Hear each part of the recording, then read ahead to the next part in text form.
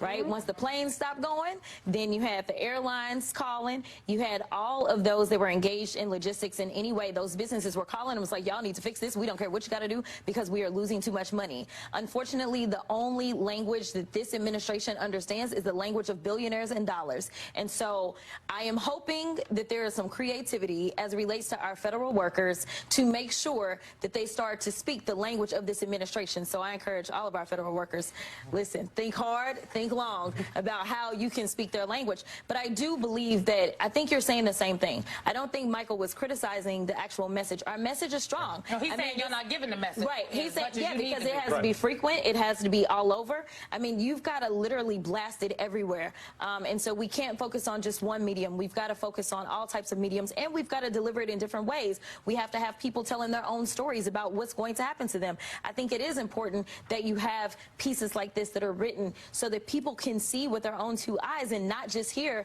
from those of us that are elected politicians, because some people just tune us out as soon as we start talking because they say, well, y'all not saying the same thing, so one of y'all got to be lying. And I'm trying to tell you, the numbers don't lie. Because of the big ugly bill, there's $1 trillion that is going to be pulled out of the healthcare ecosystem, and that is what you're talking about.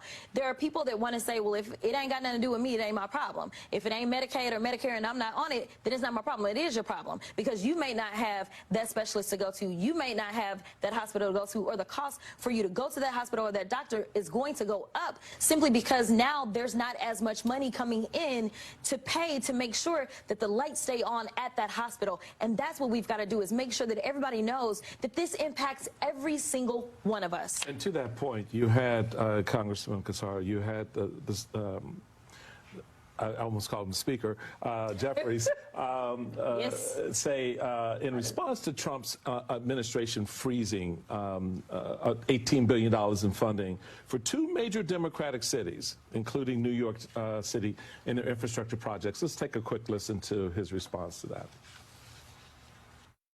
Do you think you're personally No, I agree with you. This targeted? is about our constituents. If we keep our constituents at the center of it, then I think that we win. When we talk about the fact that the VA is going to have problems delivering services, when you talk about Social Security Administration is going to have problems delivering services. Because the people at Social Security on contract work that answer the phones, and the contract workers are not federal workers.